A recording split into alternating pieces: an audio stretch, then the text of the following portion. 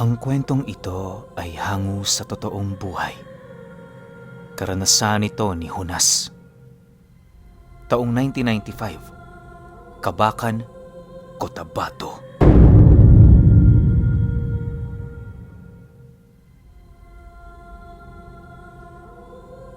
Itong mga panahong ito, nakatira sa sentro ng bayan ng Kabakan si Jonas. Marami siya noong ginagawa sa buhay, gawa ng 7 na noon ang kanyang anak. Kasalukuyan ring buntis ang kanyang asawa, kung kaya't kinakailangan niyang maghanda para sa pangangailangan nito. Hindi naman gaanong payak ang pamumuhay nila. Kapag sila'y nagigipit, may nalalapitang mga magulang naman itong si Jonas. Malapad din kasi ang lupain ng mga itong pinagtataniman ng palay, kaya napakadali lang para sa kanya na humingi ng bigas sa oras ng gapasan. Minsan, binibigyan na din siya ng karagdagang pera ng kanyang mga magulang, matustusan lamang ang kanilang pangangailangan. Dahil sa mga bigay nito, kaya na may labis siyang ipinagpapasalamat ni Jonas.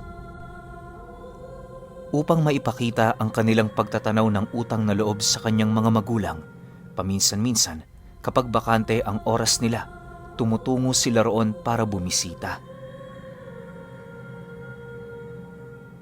Isang hapon, matapos ang kanyang trabaho, inabisuhan niya ang kanyang mag-iina na maghanda. Araw kasi yun ang kanilang pagbisita, kung kaya't inaasahan sila ng kanyang mga magulang na pupunta. Nang marinig naman yon ng kanyang asawa, dali-dali naman itong binihisan ang kanilang mga anak. Makalipas lamang ang ilang minuto, narating na nga nila ang bahay ng mga magulang nito. Sa entradang pinto pa lamang ng bakuran, nasipat na nila ang mga itong masayang naghihintay sa kanila. "Nay! Tay! Magandang gabi!" Bungad na wika ni Jonas pagpasok nila sa loob. Nang marinig naman ng kanyang ama ang kanyang sinabi, ngumiti lang naman ito habang sumasagot sa kanya ng, "Di ba dito kayo matutulog? Bakit walang dalang damit tong mga apo ko? Hay nako, Jonas, bumalik ka muna sa bahay nyo. Kumuha ka ng karagdagang damit." Matapos naman niya yung marinig, wala naman siyang nagawa kundi ang bumalik. Habang binabagtas niya ang daan, panay naman ang kanyang pag-iisip, ukol sa trabaho niya kinabukasan. Maya-maya pa, pagdaan niya sa lumang paaralan, bahagya naman siyang natigilan nang bumungad sa kanya ang 2 taong nasa gilid ng isa sa mga silid nito, abalang-abala sa paghuhukay. Noong una, inakala niya lamang na may hinahanap ito, pero nang masipat niya ang daladala nitong bangkay ng tao, doon na siya kinabahan. Ang buong akala noon ni Jonas, mga kriminal ang mga taong yon dahil sa mga ginawa nito. Walang sabi-sabi, agad naman siyang kumaripas ng takbo papalayo nang hindi na gaanong lumilingon. Ginawa niya rin ang lahat ng kanyang makakaya upang hindi siya maramdaman ng dalawa. Nang makalayo na siya sa lugar, doon pa lamang siya napahinto habang naghahabol hininga. Pagbaba ng kanyang kaba, halos manginig naman ang kanyang buong katawan sa kadahilan ng yon ang unang beses na makasilay siya ng taong nililibing kung saan-saan. Pakiramdam niya, pinaglalaroan na siya ng kanyang paningin, subalit alam niya sa kanyang sarili na totoo ang kanyang nakita. Makalipas pa ang ilang minuto, hindi na siya nagpatumpik-tumpik pang humingi ng tulong sa mga tanod. Pagkapahayag niya ng salaysay ukol sa kanyang mga nasaksihan, dali-dali naman nilang pinuntahan ang paaralan. Ngunit nang marating na nila ang lugar, walang tumambad sa kanilang kahit na anong hukay na bago pa lamang tinapunan. Sinuyod na din nila ang kabuuan ng lugar, subalit bigo silang makita ang 2 lalaking tinutukoy niya. Dahil dito, may iilan sa mga tanod nilang kasama ang hindi mapigilang mapaisip na nasisiraan na siya ng bait. Imbis na makipag-away siya sa mga ito, minabuti na lamang niyang manahimik habang naglalakad pabalik sa kanilang tahanan. Sa muling pagbagtas niya ng daan, maya't maya naman ang ginagawa niyang pagbabalik tanaw ukol sa mga bagay na kanyang nasaksihan. Nabago lamang ang iniisip niyang yon nang makabalik na siya sa kanilang tahanan para kumuha ng gamit ng kanyang mga anak. Habang abala siya sa pagpipili ng mga damit nito, pakiramdam niya merong mga nagmamasid sa kanyang nilalang sa paligid. Naranasan niyo na ba yung pakiramdam na kahit ikaw ay nag-iisa, animoy may kutob kang may kasama ka? Bagaman hindi siya nakakaramdam ng takot, yung katawan niya sobra-sobrang kilabot ang nararamdaman. Konting kaluskos lang, halos mandilim na ang kanyang paningin dala ng nerbiyos. Dahil sa mga kakaibang bagay na kanyang nararamdaman, minabuti niyang bilis-bilisan na ang kanyang ginagawa. Nang makalabas na siya sa tahanan nila, agad naman niya yung itinrangka at walang pagdadalawang isip na tumakbo pabalik sa bahay ng mga magulang niya. Habang binabagtas niya ang daan patungo roon, mas lalo namang tumitindi ang kanyang nararamdamang kakaiba. Hindi naglaon nang masipat na niya ang tahanan ng kanyang ama, narinig niya yung sumisigaw sa kanya ng, "Huwag kang lumingon! Bilisan mo ang paglalakad mo! Hunas! Huwag na huwag kang lilingon!" Dahil sa sinabi nito, mas lalo naman siyang nakaramdam ng kilabot sa kanyang katawan. Sa puntong yan, nasisiguro niyang hindi lang siya ang nilalang na naglalakad sa daanang yon. Pagdating niya sa bakuran ng tahanan nito, dali-dali naman siyang pumasok nang hindi na tumitingin sa labas. Sa pagsarado niya ng pinto, parang lantang gulay na bumagsak si Hunas sa sahig. Habang nakaupo sila ng kanyang ama, doon ito inilahad sa kanya ang 2 dambuhalang aso na kanina pang sumusunod sa kanya. Kitang-kita ito ng kanyang ama kung papaano yun mag-angil na para bang hinihintay lang siya nitong lumingon at tumakbo dahil sa takot.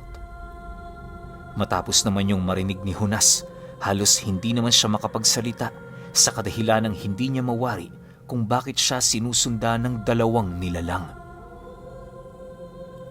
Sa pagpapatuloy ng kanilang pag-uusap, inilahad naman niya sa kanyang ama ang tungkol sa 2 taong nakita niyang naglilibing ng patay sa gilid ng paaralan. Pagkarinig nito ng kanyang sinabi, bigla naman yung nagulat na para bang hindi yun makapaniwala sa nakita ng kanyang anak. Ang una nitong itinanong sa kanya, "Ipinagsabi mo ba?" Nang marinig naman ni Hunas ang naging tanong nito, wala naman siyang nagawa kundi ang tumango. Matapos mapag-alaman ng kanyang ama ang mga nangyari, minabuti nitong maghintay na lamang hanggang umaga. Inabisuhan din siya nitong wag na munang bumalik sa tahanan nila para makaiwas. Dagdag pa nito na hindi titigil ang mga nilalang na yon hanggat hindi ito nakakagante sa kanya. Maaaring nagalit ang mga ito gawa ng ipinagsabi ni Hunas ang tungkol sa mga bagay na kanyang nakita. "Huwag kang mag-alala, anak. Bukas na bukas, titipunin ko dito ang aking mga manggagawa. Maraming albularyo sa kanila na sigurado kong makakatulong sa iyo. Tatagan mo ang loob mo sapagkat hindi nagtatapos sa pagpaparamdam ang pakay sa iyo ng 2 nilalang." Paglalahad ng kanyang ama matapos nitong magbahagi ng haka-haka. Sa paglalim ng gabi, halos hindi naman makapagpahinga ng maayos itong si Hunas kahit na ano ang kanyang gawin. Lahat na yata ng sulok ng kanyang silid noon ay nahigaan na niya, subalit hindi yun sapat para magkaroon siya ng mahimbing na tulog.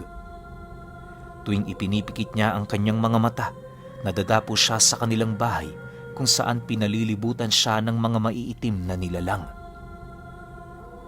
Ang iilan sa mga ito nakayakap na sa kanya, habang ang iba naman pilit na nagsusumiksik sa bawat butas ng kanyang katawan. Pakiramdam noon ni Hunas para siyang malulunod kapag sinusubukan niyang matulog. Pagtungtong ng 12:00 ng hating gabi, laking gulat na lamang niya nang may masipat siya sa butas ng bubong na isang namumulang mata. Bagaman isang mata lamang noon ang kanyang nakita, ramdam na ramdam niya dito ang galit. Noong una, inakala niyang namamalikmata lamang siya, ngunit sa pagbalik ng kanyang paningin sa lugar na yon, mas lalo niya pang napansin ang unti-unting pagpapalaki ng butas ng nilalang na kanyang nakita. Pagtagos ng may itim nitong kuko sa pawid, mas lalo pang naging klaro sa kanya ang pag-aangil nito.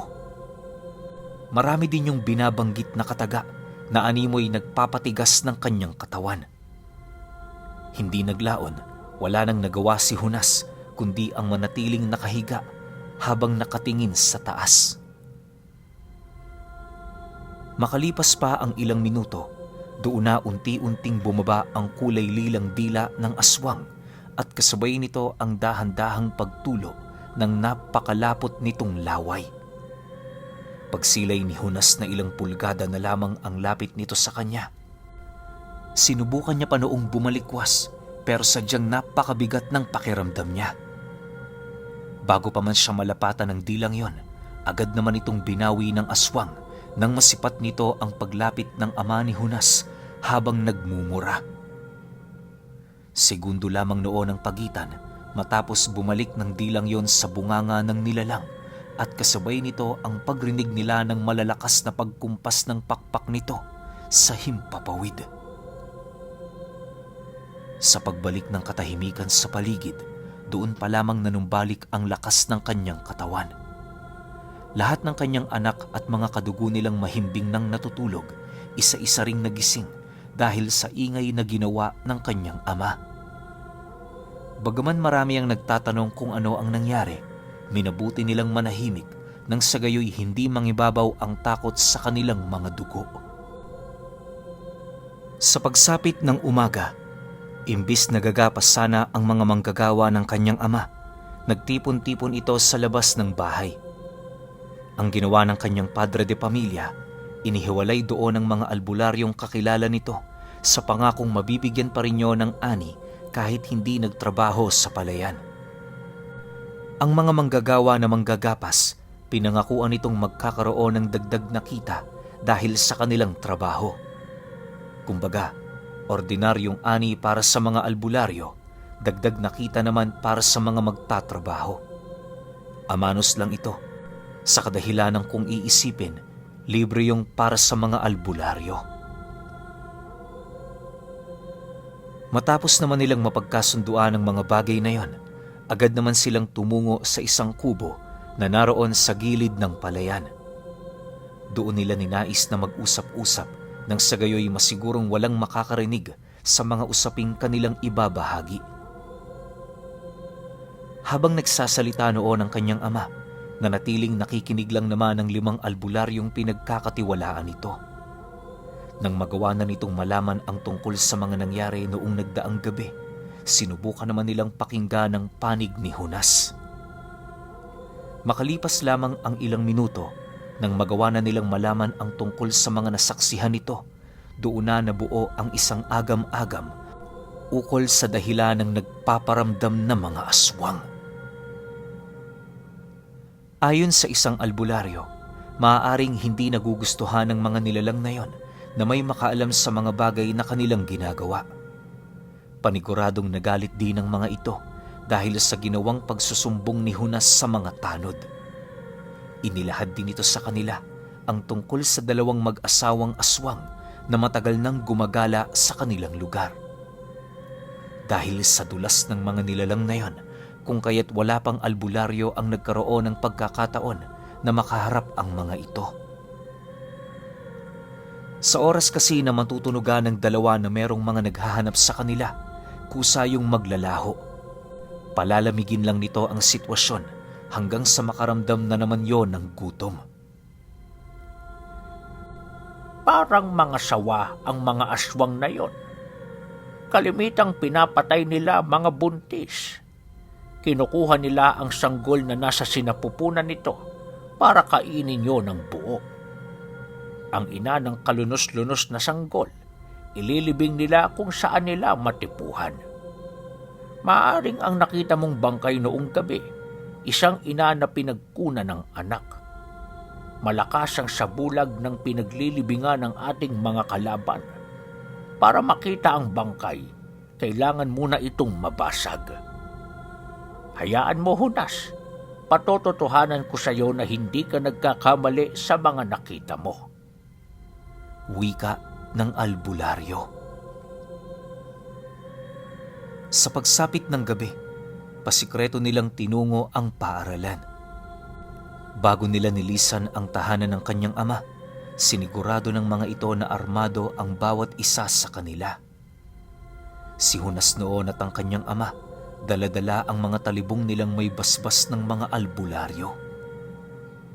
Upang hindi sila masilayan ng kanilang mga kababaryo, dumaan sila sa masukal na parte ng lugar. Makalipas lamang ang ilang minutong paglalakad, doon na nila nasilayan ang paaralan. Sa pagpasok nila sa loob nito, ibinigay ng mga albularyo ang pagpapasya kay Hunas. Naniniwala silang alam nito kung saang lugar ang pinaglilibingan ng mga aswang, gawa ng siya lamang ang nag-iisang saksi noong gabi. Maya-maya pa, pagdating nila sa gilid ng isang silid, doon itinuro sa kanila ni Hunas ang lugar na pinaghukayan ng mga aswang. Matapos naman yung masilayan ng mga albularyo, agad naman nila yung pinalibutan habang nag-uusal. Bawat isa sa kanila, naglagay ng mga buhay na hayop alinsunod sa ritual na kanilang ginagawa. Tumagal ng 10 minuto ang pagdarasal ng kanilang mga kasama hanggang sa bigla na lamang nasilayan ni Hunas ang unti-unting pagbitak ng mga lupa. Hindi naglaon, umalis ang mga ito, indikasyon na hindi yon orihinal sa lugar. Matapos ang ritual, doon na nila dahan-dahang hinukay ang lupa. Habang papalalim ang ukang kanilang ginagawa, amoy na nila ang sangsang ng nabubulok na karne sa ilalim nito. Pagtambad sa kanila ng bangkay ng babaeng nababalot sa taling gawa sa baging, una nilang nasilayan ay ang wakwak nitong tiyan. Basag na din ang panga ng biktima at halos kalahati na lamang ng bungo nito ang natitira. Ang labis pang ikinalumo doon ni Hunas ay ang mga bali-bali nitong galamay, indikasyon na bago yun tuluyang namatay, pilit pa yung nakipaglaban para lamang mailigtas ang kanyang buhay. Dahil sa tindi ng nangyari sa babae, kaya na may agad nila itong dinala patungo sa sementeryo para ilibing ng payapa. Inalayan din nila yon ng dasal, nang sa gayoy hindi na maligaw ang kaluluwa nito sa mundo ng mga tao. Habang pinagtitipunan nila ang nicho nito, bahagya naman silang natigilan nang makarinig sila ng pag-aangil sa paligid. Dahil sa pagpaparamdam ng 2 aswang, inilahad naman ng mga albularyo sa kanila na iwasang tumakbo kung saan-saan. Galit ang mga nilalang na yan kapag nahuhukay ang kanilang biktima. Humanda kayong mag-ama, paparating na sila. Wika ng albularyo habang binubunot nito ang kanyang sundang. Matapos naman yung marinig nila Hunas, nanatili naman silang kalmado habang pinakikiramdaman ng paligid. Lumipas pa ang ilang minuto, tumambad sa kanilang harapan ng 2 nilalang na merong mahahabang mga braso. Nanlilisik ang mga mata nito at sa estado ng pagsilay nito sa kanila, tila bang wala yung rason para makipag-usap ng mapayapa. Dahil sa mabangis na asal ng mga nilalang na yon, kung kaya't agad namang nagkarga ng bakod at puderang mga albularyo. Maya-maya pa, agad din naman nilang pinalibutan ang kinaroroonan nito upang masigurong hindi na yon makakatakas sa kanilang mga kamay. Lahat ng kasamang albularyo noon nila Hunas, matindi ang pagmamalabis na maisabay sa hukay ang 2 aswang. Sa pag-uumpisa ng labanan, paisa-isa namang sumugod ang mga albularyong yon sa mga aswang. Pilit nilang pinagtulungan ng 2, Subalit dahil sa liksi ng mga pangangatawan nito, kaya na may bigo nila yung malapatan ng matinding pinsala. Sa pagpapatuloy ng ganoong pangyayari, rinig na rinig nila Hunas kung papaano umangil ang mga nilalang na yon habang nakikipaglaban. Dahil sa talino ng mga albularyong tumutulong sa kanilang mag-ama, kung kaya't nagagawa naman nilang mapaatras ang mag-asawa. Hindi naglaon nang masukol na nila ito, napilitan na ang mga aswang na magpalit anyo. Sa isang iglap, bumungad sa kanila ang mga totoong anyo ng mga ito na siya namang labis na ikinagulat ni Hunas. Paglalarawan niya sa mga nilalang na yon, para itong mga asong kasing laki ng mga kalabaw. May malalapad rin yung pakpak sa likod at meron itong mga paang maihahalin tulad mo sa mga paa ng pusa. Doble-doble rin ang mga maiitim nitong pangil, indikasyon na kaya nitong pumatay ng tao sa isang pag-atake lang. Dahil dito, pilit namang nagdoble ingat ang mga albularyo upang hindi sila mapahamak. Ang ginawa nila para mapahina ng husto ang mga aswang, gamitan nyo ng pangontra na labis nitong pinangingilagan. Ang iilan sa kanila, pilit yung hinahataw ng latigong gawa sa makabuhay, habang ang iba naman, paulit-ulit itong sinasabuyan ng asin sa mga mata. Noong una, nagagawa pang makalaban ng dalawa, subalit dahil sa dami ng pangontrang ginagamit ng mga albularyo, kung kaya't hindi naglaon, naabot na din ng mga ito ang sukdulan ng kanilang mga lakas. Nang maramdaman naman ng mga kasama ni Hunas ang panghihina ng dalawa, mabilisan naman nila yung ginapos ng mga buhay na salita. Pagsilay nilang hindi na yon nakakagalaw at unti-unti na itong nagpapalit anyo, agad naman nila itong isinabit sa isang nicho kung saan doon nila napagdesisyonan ang gagawin nilang paglilitis sa mga ito. Maya-maya pa, pagsilay nilang pilit pa ring nagpupumiglas ang mga nilalang. Walang awa naman nila itong inundaya ng saksak sa mga buto nitong nagpapagalaw sa kanilang mga binti at kamay. Dahil sa ginawa ng mga albularyo, kung kaya't wala nang nagawa ang mag-asawa kundi ang umiyak habang humihingi ng awa. Pilit na ring yumuyoko ang mga ito, maikubli lamang ang kanilang nakakagalit na itsura. Patawarin niyo kami. Nagawa lang naming pumatay dahil na din sa tawag ng aming pangangailangan. Gutom lang kami. Nagkataong tao ang aming pagkain, kaya wala kaming pagpipilian. Hindi kami maaaring kumain ng hayop sapagkat magkakaroon kami ng sakit. Bago niyo kami hatulan, unawain niyo muna ang aming sitwasyon. Ilagay niyo ang inyong mga sarili sa aming estado. Baka sa ganun, maunawaan niyo kung bakit namin to ginagawa. Wika ng lalaking aswang. Matapos naman yung marinig ng albularyo, tumawa lang naman ito habang sumasagot sa aswang ng, "Kung ako sa katayuan ninyo, mas pipiliin kong mamatay sa gutom kaysa gumawa ng karumal-dumal. Huwag nyo kaming artehan. Hindi yan bagay sa inyo." Kasabay ng pagwika nito ay ang walang habas naman nila doong pagtaga hanggang sa dumating ang puntong tuluyan na ring binawian ng buhay ang mag-asawa. Kumalat sa iba't ibang panig ng sementeryo ang dugo ng mga ito, indikasyon na tumanggap yon ng matinding parusa. Bilang pagpapakita ng kasalanan ng dalawa, inilibing nila yon sa labas ng puho ng sementeryo. Hudyat ito sa sinumang taong mapapadpad sa lugar na ang mga taong nakalibing sa lugar na yon pinagbawalang tumawid sa ikalawang buhay. Matapos ang mga pangyayari, agad din naman silang umuwi sa tahanan ng kanyang ama para magpahinga.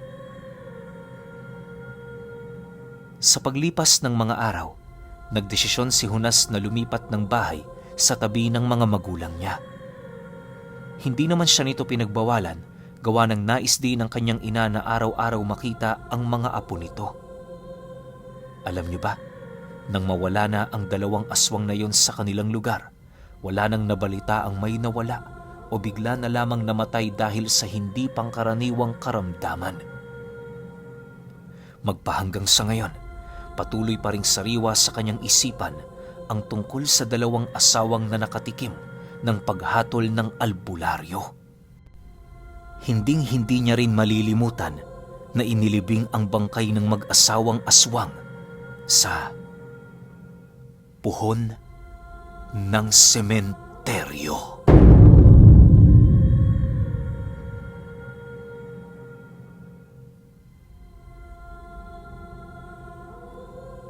Okay, opinyon ko sa kwento. Alam niyo, sobrang swerte ni Hunas, no? Kasi nga meron siyang tatay na merong kaya. Tapos yung tatay naman niya yun, siguro sobrang daming trabahador. Tapos nangyari pa yun sa Cotabato. Alam naman nating lahat na yung ibang kababayan natin na nakatira sa Cotabato, meron talagang matitinding karga yan. Kaya itong aswang talagang pinapanis lang nila, no? Isipin niyo 1995. So ibig sabihin, hindi ito ganun kaluma. Hindi ito ganun katagal nangyari. Parang bago-bago pa lang to. Pero ang masasabi ko lang sa kwento, yun nga, napakaswerte ni Hunas dahil sa tatay niya. Kasi kung nagkataong wala yung tatay niya, tapos nakita niya yung ginagawa ng aswang doon nga sa bangkay, doon sa sementeryo, malamang sa malamang, wala tayong ganitong kwento tapos patay na rin tong si Hunas. Ang tanong lang ngayon, anong lahi ng aswang yon? Pwede bang balbal?